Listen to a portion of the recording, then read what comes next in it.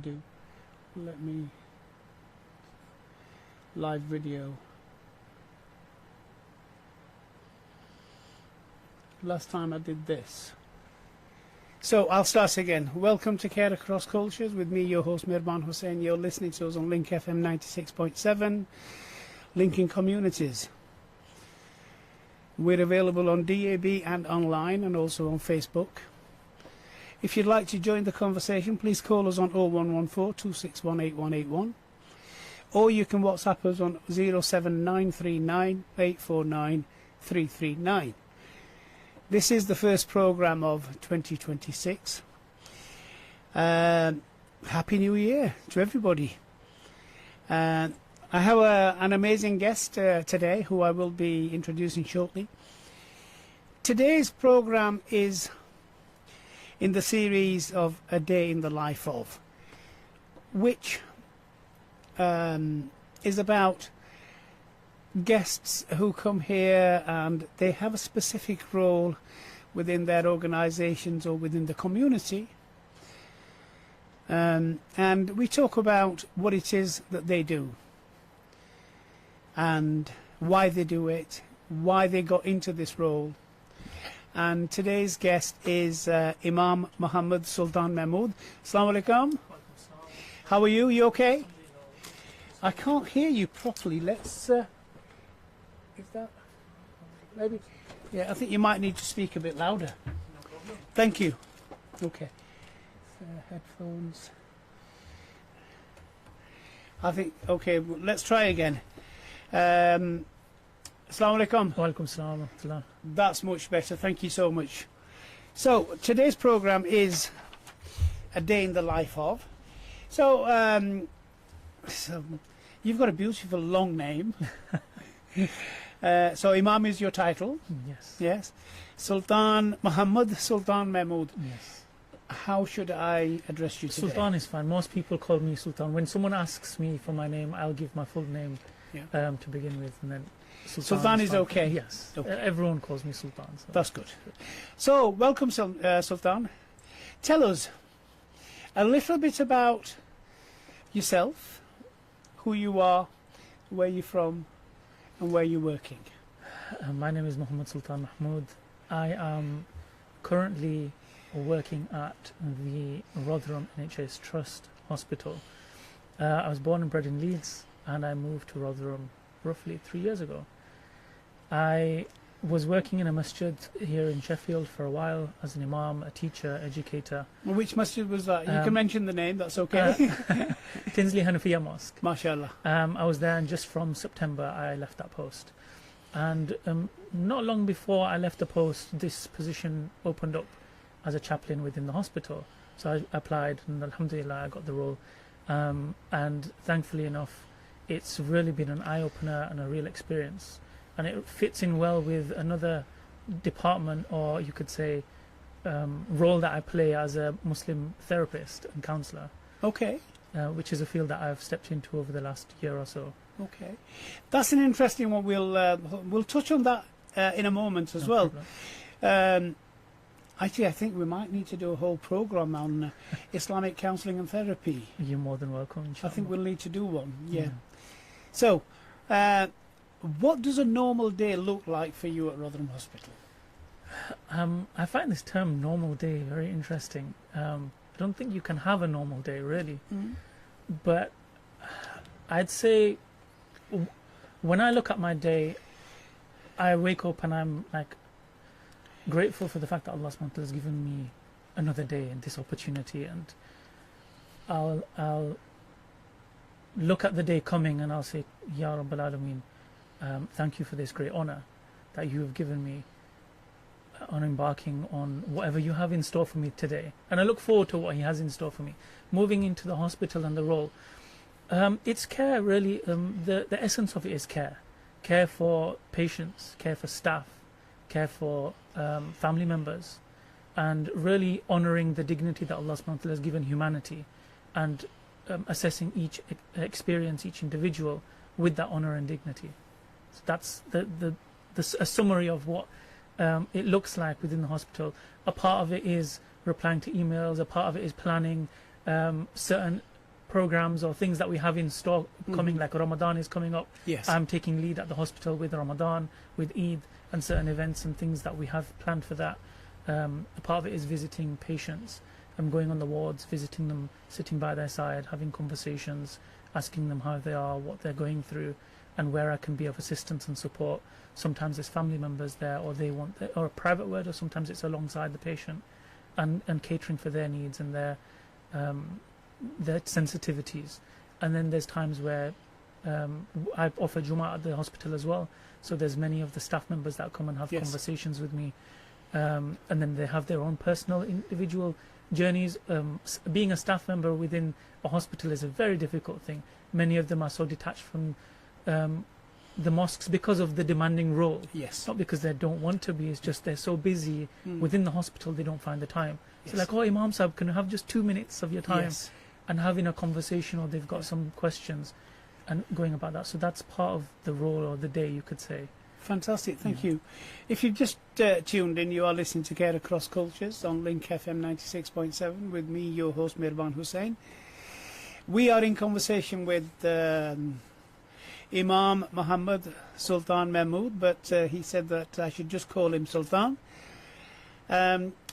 Just a disclaimer, just to remind you that the views and opinions expressed on this show belong to me and my guests and are not necessarily of Link FM or of the organisations that we both represent. So, Sultan, what's the first thing you do when you arrive at work? The first thing I do, it depends on the time of year. At the moment, because it's the winter months, Fajr is still quite late, so I start at 8 a.m.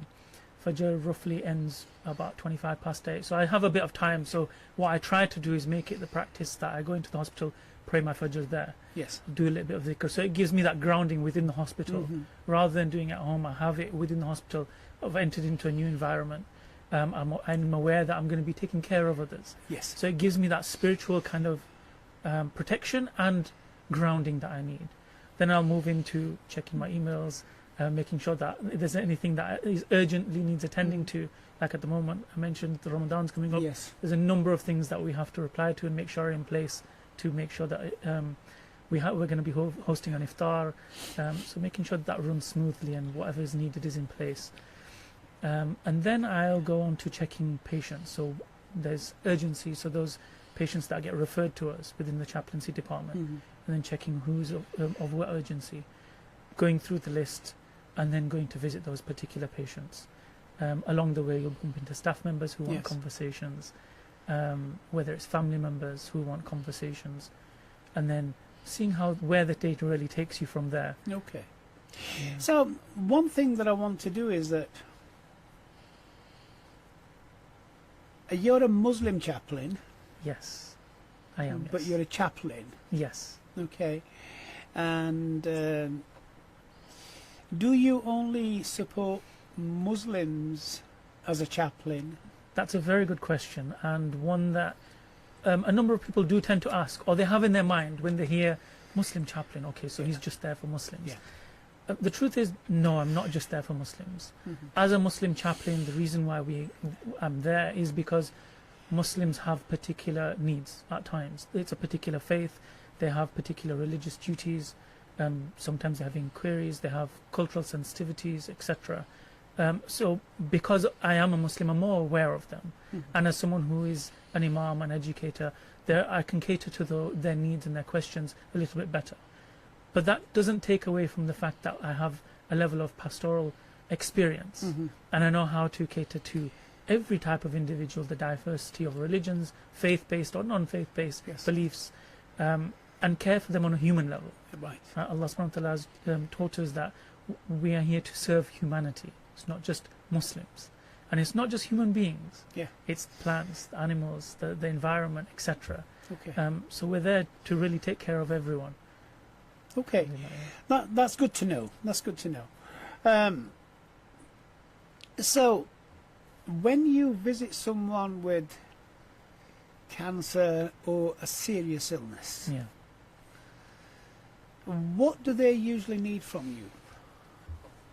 I think it depends on the individual, but the one common theme I seem to see is that they just want someone who's not afraid of their pain, Okay. and they want someone that can just have a conversation with. So many times that for these individuals who are going through serious illnesses long term, they find it difficult just having someone who's willing to have a general conversation, not just about their illness, but just about life in general. Sometimes it's a relief for them that, okay, it's not just centered around my illness. It's actually, there's more that we can have here. And other times it's taking care of the particular sensitivities around judgments that can come across Okay. that other people place upon someone who's going through a long time illness. And when you put that to one side and you just treat this person as a human being, and or he or she is full of emotions, feelings, experiences, and is just like me and you. Yes. The difference is that they're going through a bit of difficulty. We all go through difficulty at times. Some people, their difficulty runs longer. Yes. And really being able to offer an ear to these individuals. In hospitals, one of the things that I find is patients, when you give them the opportunity to sit with them, you see the real wisdom and the depth that they bring. That's sometimes held back due to this impending illness or this worry in that instant that they're going through. Right, okay. That just leads me on to another sort of question in terms of, you talked about sensitivities. Yeah. And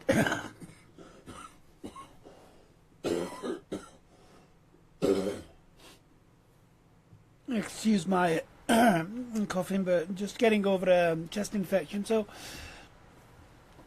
with Muslims, Yeah. I've touched on this with other guests on the programme, and we touched on it while we were waiting, Yes. weren't we? And the question is that with Muslims, there are different perceptions of illness. Yeah. I'd like you to expand on those for me a little bit and for our listeners, and let's try and get a bit of an awareness around that, please. So around illness, and from a Muslim perspective within Islam, as we were mentioning earlier, you can look at it from many different lenses. You can look at it from the lens of, and this is very common within our communities, that we see it as, oh, it's something that is removing our sins. Yes. It's something that is elevating us in rank because due to the way that we respond with patience and steadfastness, forbearance, etc. But then there's a real misconception that illness is seen as a punishment. Okay. And this is something that unfortunately exists, but we do need to overcome. Illness isn't something that is necessarily a punishment. Illnesses come about for many different reasons. Sometimes it's due to an imbalance of chemicals within the body. Sometimes it's that the immune system's a bit weak and external bacteria has now entered into the body and we develop that illness, etc. But the common theme there is that, and it's something very common is within our communities, is a lack of self-care. Sometimes these illnesses exist, but we can do something about them. And this is, again, something that exists within our communities, is that especially when it comes to serious illnesses, we tend, and we hear the word something like cancer, it's, okay, that's it now. Life is pretty much over. And it's like you were waiting for death. Whereas that's not what it means. And alongside that, there's a very real fear of preventative measures. Yes. Like we can actually do something about this. Or if we were to take care of ourselves, and that doesn't just mean having a good diet, which is very important, keeping active, again, very important, taking care of our mental space by maybe giving yourself a break at times, resting properly, etc. But it's also about going to the doctor on time. Yes. You've got a pain. Oh, wait, let me not just persevere through this. Let me actually go check it out. Take it seriously rather than, oh, it's okay, I'll fight through it. And that's a very real thing that we see across the board. It's not just specific to the Muslim community, even though it heavily does exist within our community. And it's something I think we need to challenge and make people aware of, that there's nothing wrong with going to the doctor. So from an Islamic viewpoint, how can we challenge that mindset? What would you say as an imam, as a religious scholar? Because I come across this a lot.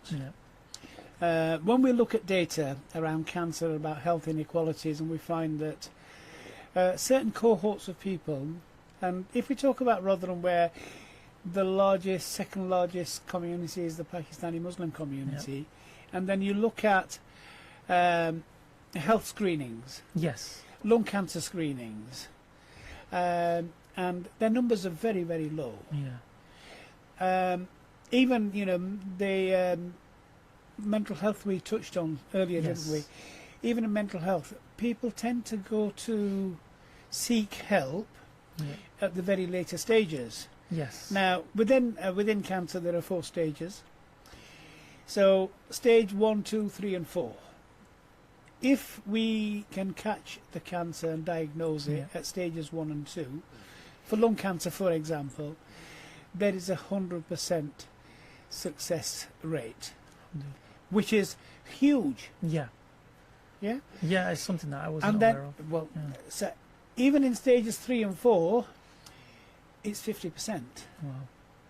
So this is why the lung cancer screening and various bowel cancer screening, lots of screening programs, you get a letter. And people don't look at it. What can you, as a religious scholar, as an imam, how can we help people change that mindset about early asking for help, seeking help? I mean, the first thing is things like this need to happen. These conversations need to happen to make that, bring about that awareness.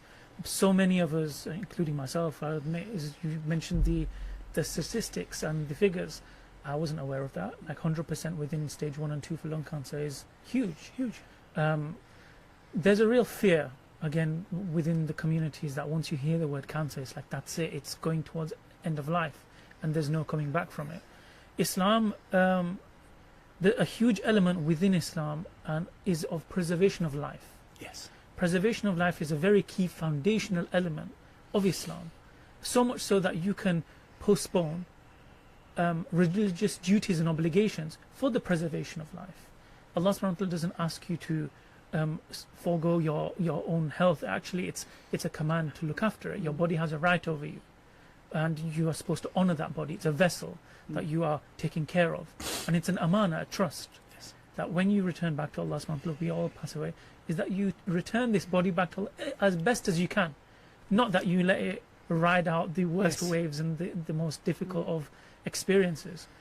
So visiting the doctor on time, getting when there's screenings offered, etc., going there and getting yourself checked. There's no harm in getting yourself checked.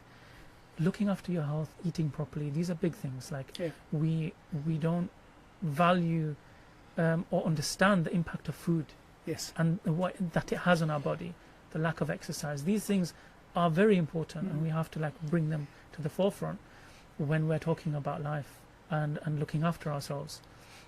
One of the things I just sorry for interrupting, but it's a key thing that I wanted to just you expand a little bit on, is that taking care of yourself and looking after yourself.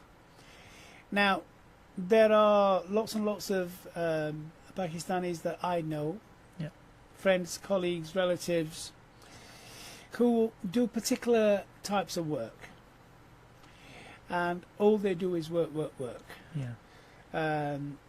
I mean, I'm just going to take an example of private hire, taxi drivers. I mean, the hours that these guys have to work are incredibly long. I was, my understanding is that a 12-hour shift and in fact is a normal, you know, is a minimum. And at weekends they have to do more hours. Much more, so that's at the risk of their own health. So if you're doing 12 hours driving, yes, of course, you're not driving for 12 hours continuously, but if you're driving for 12-hour shift, what are you eating? When are you eating? When are you able to go to the bathroom? How can you do all of these other things? And there seems to be all these pressures. Yeah. What can we do about those? How can we help change that mindset? Because then, if you look at also, there are financial pressures, there are family pressures. How does all that sort of come about? I think there's two elements to this. One is when it comes to the financial aspect, and I'll touch on that first, is having a level of tawakkul in Allah subhanahu wa ta'ala and trusting God. That if you believe in God, you believe in Allah, you have this understanding that your rizq, your provisions are written for you. Right? That doesn't mean that you let go of all your effort and you just say, right, it's going to come to me. Yeah. But it also doesn't mean that you exert yourself to such an extent that you harm yourself. And that's where then it comes into, you have that tawakkul, and we know the famous hadith that says, tie your camel first and then trust in Allah subhanahu wa ta'ala. Yes. But you don't tie your camel so tight that you can't ever move your camel about. Right? A bit like the Gordian knot. Yeah. If you've come across it. Yes, Yes, yeah. Right? So sometimes your camel needs to move. Yes. And when you touched on, for example, private hire, one of the unfortunate things is that they might not work for 12 hours, but they'll be sat down for 12 hours. They are. Yeah. Right? The only time you'll really get out of your car is for a toilet break, a prayer break, and then you're back in the car. Yeah. The damage that has on the body is significant long term, and unfortunately, if we don't take care of that sooner and we don't bring the awareness of that kind of care, we're just going to go down this very dark kind of route. With that said, what we do need to bring is a level of awareness of, like I said before, the body has a right over you, your family has a right over you. Yeah. If you are sat down for that long, what kind of time are you going to be able to give, for example, to family? You need a certain amount of time to sleep. You need a certain amount of time for your eating, etc. You mentioned food. When are they eating? What are they eating, really? Because, I mean, we're talking about processed food, aren't we? Takeaways, and they are tasty, But, there's a huge issue around processed food. Islam brings together and tells us that you have to be able to prioritize your well-being. You are allowed to rest. There are times that things are going to get much. Many people quote the verse in the Quran that says, لا يكلف الله نفسا إلا وسعها, that Allah subhanahu wa ta'ala will not burden you more than you. And then sometimes they'll misuse that verse.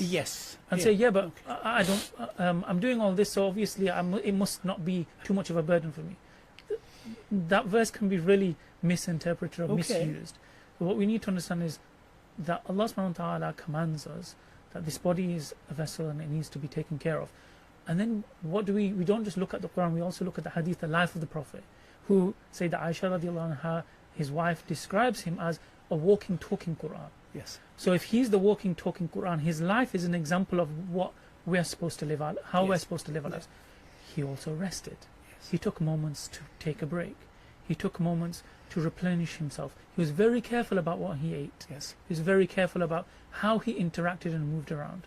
And realizing that Islam isn't just about running after earning a livelihood for your family, which is a responsibility, sure, but also trusting Allah subhanahu wa ta'ala in that sense is that, Ya Rabbi, I'm doing all I can. I also need to take care of my body. So, God, I'm worshipping you. I'm earning this halal income for my family, but I'm also taking some time to look after myself and rest. Going for a walk in nature, having healthy food, spending quality time with my family, my children, my wife, my parents, etc.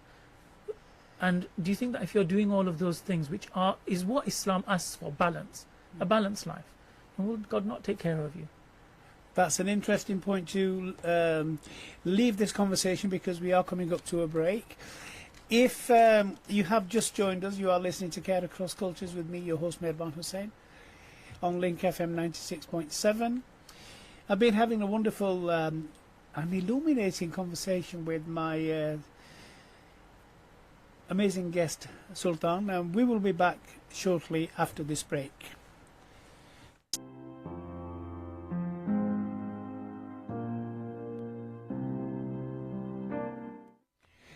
Assalamu alaikum, welcome back to Care Across Cultures with me, your host, Mehban Hussain.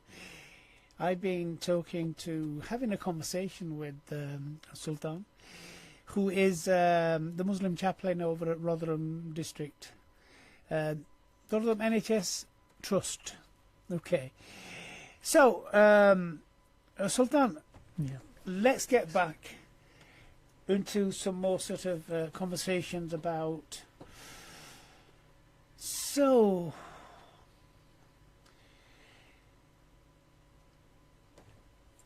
we've talked about what Islam teaches about coping with serious illness, Yeah. which is a really important issue. We've talked about how you've touched on how you help families.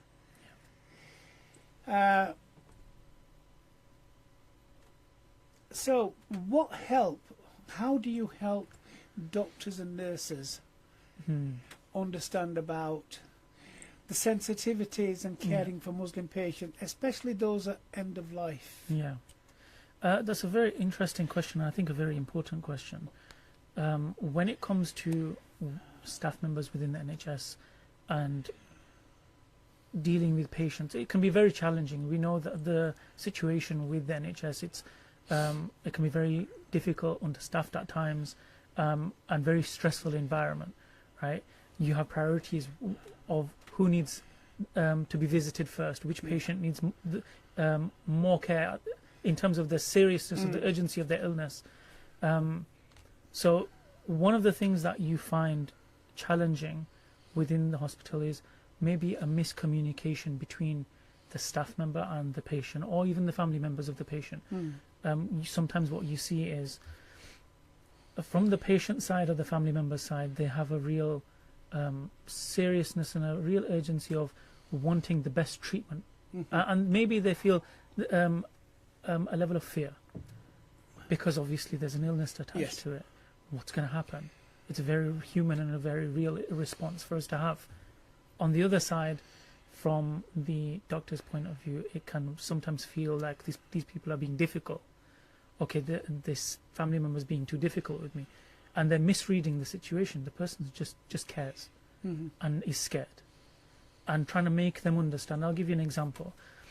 There was maybe 2 weeks ago, a patient came in going through a particular pain, and I think it was maybe a sister or a wife, I didn't ask at that particular time, that was with the patient, and they were quite in a particular situation, going through their difficulty and saying, look, we need a doctor. And unfortunately the patient picked up the phone and rang the ward desk. Usually you have the little bell that you ring. Yes. He picked up the phone and rang the ward desk. Now that creates a bit of a problem for doctors. Yes. Because those phone calls are specifically for urgent or whatever connections they need to make with other departments or etc. It's not for patients to be using. Right. So he rang and did this a number of times. And I catered for his particular needs and having conversations with him, making sure he's okay and how I could help him specifically. Now, what happened was there's a bit of an altercation between the patient and staff, because the staff member came and kind of reprimanded this patient. So as I had spoken to the patient and kind of said, right, I'll take my leave now. If there's anything else, just call me back. And I went over to the desk and I asked the nurse, doctor, those two of them, I asked, how are you doing? Is everything okay? I noticed that there was a bit of a altercation. It was a bit difficult, tense moment. And she goes, yeah, he was just being difficult, etc. And unfortunately, we're trying to take care of someone who is almost literally dying. Right. And they were trying to prioritize that at the time. And I said, no, I understand that, obviously, that, but how are you? Because I understand that's difficult. He's obviously coming from a particular perspective of he needs his own care. And I understand the day there was a strike as well. So they were significantly understaffed. So I went from that perspective and I catered towards that need. Right. And it's about understanding both perspectives and then making them, trying to help them bridge the gap. And then I had that conversation of he's experienced this a few times now where he's coming to the hospital. The doctors are telling him they don't know what's wrong. Take some meds and then go back home. Right. So there's a frustration from his part, a real frustration. Yeah. And obviously on your part, there's you have to manage so many other things. So I just said, like, look, if you ever need a conversation, whether it's in the chapel or you see me about, just come up to me. You're more than welcome. We're not just here for the patients. We're also here for staff. And that she just paused and she goes, thank you for that. I really appreciated that. And it's really made my day. When you have those particular conversations and you allow the staff members to feel human and the patient to feel human and help them understand the other's perspective, it eases that connection and that the integration between the two to help maybe cater for them a little bit better. Other than that, it's I think when it comes to specifically Muslim patients, when we're dealing with the staff members, it's just about making them understand it's okay to ask a question when you don't understand. There's no harm in, you're not going to be offensive. Yeah. Ask the patient, like, is this okay, or do you need this, etc. Does this work, or is this for your religious purposes, etc. Is this okay? That is Or a real fear, isn't Yes. it? You know, and I've come across that for many, many years. Non-Muslim staff have this fear that they're going to offend someone by asking a question. And one of the things that I do, you know, where I work and everywhere I work, is ask the question. Yeah. Because look at the context you're in. Yeah. You're a nurse, doctor, medical professional, nursing professional, you know. You are providing a service to a patient and you're asking a question in that context. You're not outside in Asda or, you know, in a social situation where you're asking something from somebody that you don't know. You're not intruding.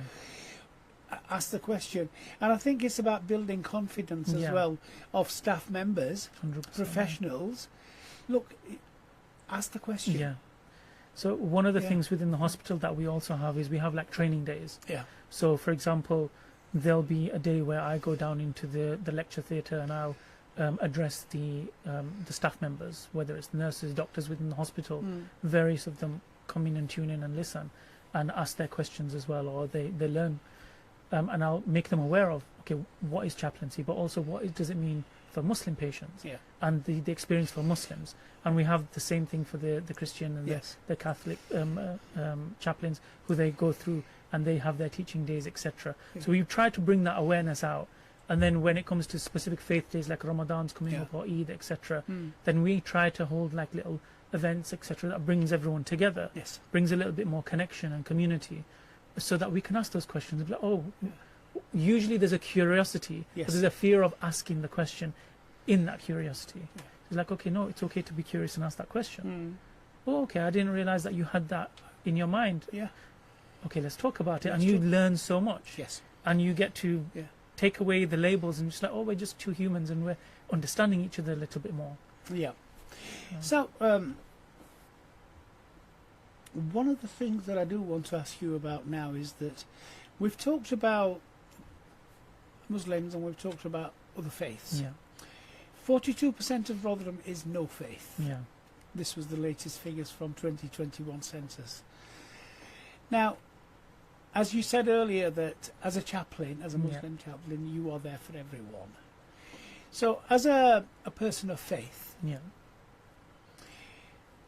what support do you give to people who say we have no faith? This is an interesting particular area for chaplains, not just Muslim chaplains. No, all chaplains. All chaplains. Because when I speak to, whether it's the Catholic chaplain or the other Christian chaplains, and they say, oh, I went to visit a patient and like, I don't have any faith, or I don't believe in God, or I'm just not that religious. Like, and one of the things that we all kind of come to a common ground is we just say, look, we're not here as a religious figure, I'm just here as a friend. And it kind of breaks that barrier down. Okay, there's no judgment here. There's no intrusion of or kind of judgment, you call coming from a higher perspective, where you're looking down on someone. It's just you're treating someone as a fellow human being. And then there's more to conversation than just, okay, this is religion and this is faith. When you're speaking to another human being, it's actually, how are you? Are you okay? What can I do to help you? You don't necessarily have to bring God into it. There's the ethical and moral aspects of general life outside of religion that we all generally believe in, or we hold the same kind of level and understanding of, and catering to that human need. I think that's where the core of it really goes to is, okay, look, I'm not here for any particular, I might have a particular set of clothing on, or I might have a particular belief system, etc., but I can still speak to you as a human and say, right, you're going through something difficult. I'm here to listen. Yeah. I'm here to help. Right? Whether it's getting you a glass of water, whether it's just listening to your story, whether it's listening to your pain, which a lot of people have a lot of pain that they're holding. And again, when we talked about mental health, this is really important that we just allow someone to express that. Yeah. And it's such a relief for someone to be able to express it. So many of us are holding a level of pain or a level of suffering or tribulation that we're going through internally, and it's not always easy to express it. No.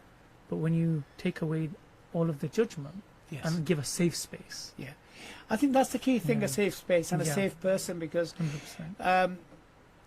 do you find that you being someone they don't know Yeah. as a stranger, does that sort of help to open them up a little bit more and share a little bit more? Yeah, I think definitely. Being a stranger sometimes does make it easier. There's certain things when it comes to family, obviously, the intricate details of certain scenarios, of friends, etc., you'd want to share with them and you wouldn't want to share with a stranger. Yes. But sometimes the pressure of this person just not knowing me Yes. takes away all of those extra kind of thoughts and feelings of, oh no, maybe I shouldn't share this. It's just like, oh, well, I'm not going to see this person. I probably won't see this person again. Yeah. And even if I do, it's okay. It's okay. Because, okay, I might see him once. Generally, they don't become a major figure in my life. No. Right? So I can just share whatever I You want can share whatever and I speak. And it does help a lot. And you see a different lens to that person in that moment when they allow themselves to open up like that. And you come with that particular perspective as well, as just come as you are. So you're not just offering a safe space, you're a safe person as well, aren't you? We try. We can only do our best. Yeah. And that's really what we try to offer. Right, okay. That's great. We've talked, I was going to ask you the question about misunderstandings that, you might see between hospital staff and Muslim families, but you've touched on that already. It's usually about communication. Yeah. And it's about from both sides, actually, asking a question, not understanding. Hospitals specifically, with the NHS, I mean, there are huge issues. Yeah, massive. Funding, and there's all that kind of stuff. Yeah. So it doesn't always, yes, to that person, to that patient, their illness is the most important thing. But within a hospital setting, there are priorities of course, that they've got to look at. And that's something that, I suppose patients and families have to understand as well. Okay. I think that's where we step in as chaplains, is where there is that level of tension. Yeah. It's then bridging that, because a doctor and a nurse they don't always have the time to explain that. Yes. Like you said, there's priorities. They need to do their bit for this patient, and as best they can. They're taking care of your physical, medical needs. Yes. They can't take care of those emotional and those pastoral kind of needs. They do that, and then they go. They try their best, and again, sometimes we all have off days. Yes. Right. It's very human. Yes. With the like you mentioned, the NHS there's many issues, Yeah. and we're trying, or people are trying to make it better, and other times it's difficult.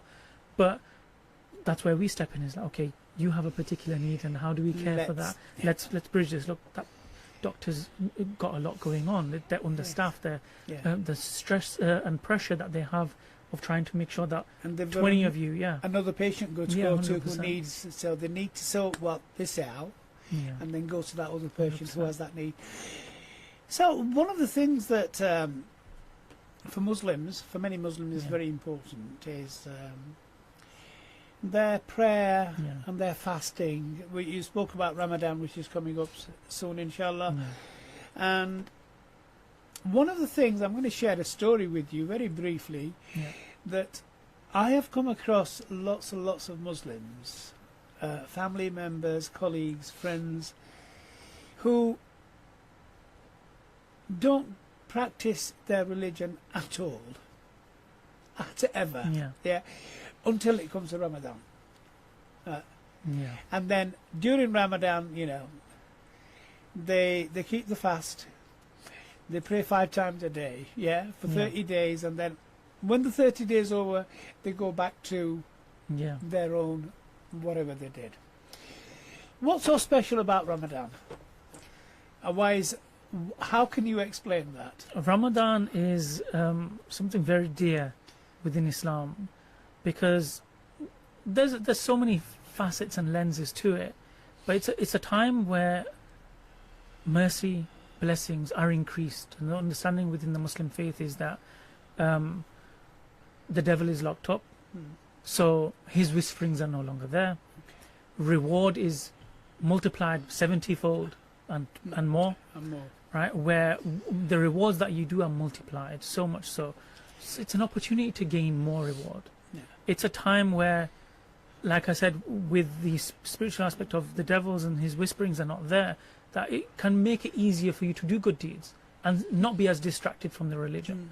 People try to use it as a reboot, right? Where many times you're doing so many things and distracted in the rut of life that you're trying to reboot yourself with this intensely spiritual experience and month. And some people use it and it benefits them. Yeah. And I do genuinely think that it does. Whether they go back to their old routines, some effect has been left. Some effect has been left. And then there's the element of experiencing the fast. Yes. Where in the morning you go through waking up early, you have some food, you pray, and then you go through the rest of the day not eating. But it's not just food. Yes. There's a huge benefit of fasting, as we know throughout the medical fields and the research behind it, etc. But then there's also stopping yourself from committing sin. As reward is multiplied by 70, sin is also multiplied by 70, and more so within the month of Ramadan. So it's like both aspects. Avoid sinning because it could potentially increase your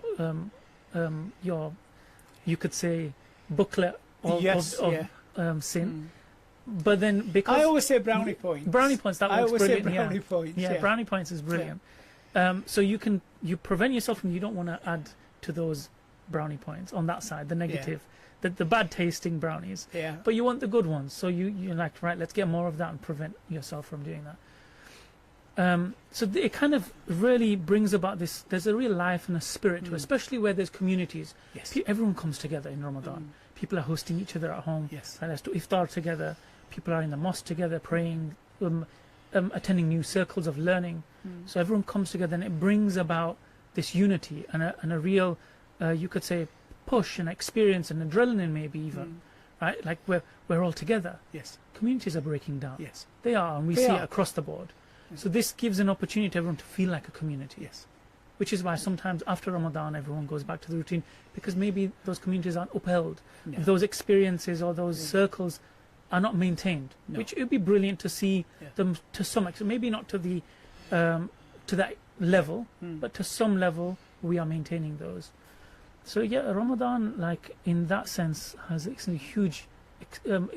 It's not just spiritual. No. The health benefits are huge, like I mentioned. So tell me a little bit more about what you at Rotherham NHS Trust will be doing during Ramadan. So during Ramadan, inshallah, we plan to cater for staff members through. We have like a well-being trolley, but we'll be offering a little bit extra for the Muslim staff members, where we give them a good couple of like little gifts, a welcome pack into Ramadan at the beginning. I will be, inshallah, doing like an introductory awareness video for the NHS Trust at the hospital in Rotherham to bring some awareness and into Ramadan. What is Ramadan? What is it about? What can we understand about it? Maybe tackling some misconceptions as well, because there's many things. We were talking about patience and individuals who are going through Ramadan, but one of the things that we forget is you actually can stop fasting if it's having a negative impact on your health. This is, and it's the same with prayer. Thing, isn't it? It's a very important thing, and sometimes that element of I want to try to do more worship gets in the way, and it's putting everything in its place. Really, is the manners or the etiquette that's attached to it. Is no, God has given you a certain expiation to that. Yes. But then again, fasting is not mandatory on everybody, is it? No, it's not. No. Who is it? Fasting is mandatory for, and when we're talking about from a legally Islamic perspective, how we see it is a sane human being. So there's roughly 3 conditions. You have to be a sane human being. Or actually, the first one would be you're Muslim, right? Let's start from that. it's not mandatory for non-Muslims to Yeah. fast. You're not Muslim. Why would you fast? Why would you fast? Right? You can for the experience, for your own health benefits, Yes. but specifically in the month of Ramadan, it's not mandatory for you, right? When you establish that this person's Muslim, yes, it's mandatory to fast, but the next condition is that you are sane, that you have the mental capacity, and capacity is the big word here. The third is that now you are also baligh, you are mature, you've hit past the age of puberty. Puberty, yeah. Yeah, so you are of a particular age. That's when these three things come together. And the last one, which you could say is conditional, is it's not set as a definite, but it's there as in, because the norm isn't to be ill. Yes. But it's like, if someone is ill, you don't need to fast. You don't need to. And if it's harming your health, if it's gonna make things worse, or if it's hindering healing, then put your fasting on hold, pause. Focus on your healing journey, your recovery, your medication, etc. Sometimes medication is very, it's time restricted. Yes. Yeah. And we're like, no, but I need to fast. So you forget about the timing, and you try to, when I'm going to open my fast, I'll take medication. But that's going to be harmful for the individual, a hindrance to recovery. So those particular things, I think sometimes where we're unaware of, or there's a lack of education, or there's a misconception, need to be addressed and Well, have a chat with your doctor. Yeah, have a chat with your medical yes, team. Yes, of course, yeah. Because, it may be that they can make some slight adjustments. 100%, yeah. 100%, and then where you've got your chaplains, have a chat with them. Say, look, do I have to fast?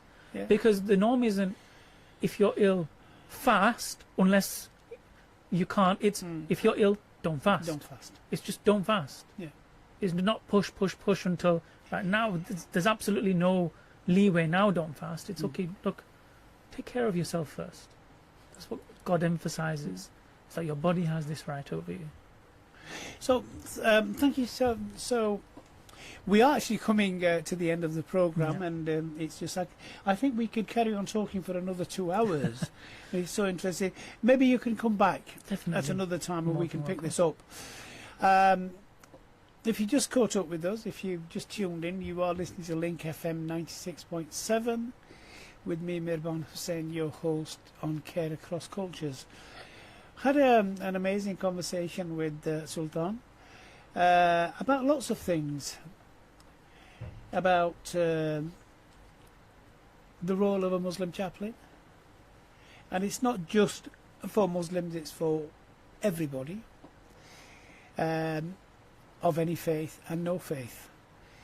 One of the things that we've was really highlighted was that some of the issues and sort of misunderstandings that arise between patients, families and hospital staff are usually down to sort of miscommunication. So just reach out, have another think. Wherever you are, whether you're in a hospital or a hospice or any medical facility, reach out for some pastoral care. If there's an imam or a chaplain, whoever, go and speak to them. Go and speak to your doctor. Say that, look, I'm frustrated. I don't understand. I'm scared. There is this thing for within the Muslim community. I think maybe because it's something new, that the chaplain service for Muslims is something that maybe didn't exist a while ago, and it's slowly becoming a growing thing. So what I would say is, for those Muslims who are listening, and for anyone really, is ask the doctor and nurse, say, do you have a chaplaincy service? Whether it's a faith-based specific need that you need fulfilling, or a care that you need support with, or whether it's non-faith-based. But ask, say, do you have a chaplaincy service? Is there someone that I could speak to? Because it's not just specifically religious needs. We take care of general stresses and worries and support that we can give, however it is. We're more than welcome to have that chat with you in whatever capacity you need. Thank you so much for that. We're going to end the programme with that, and those were the last words and message from Imam Mohammed Sultaan Mehmood.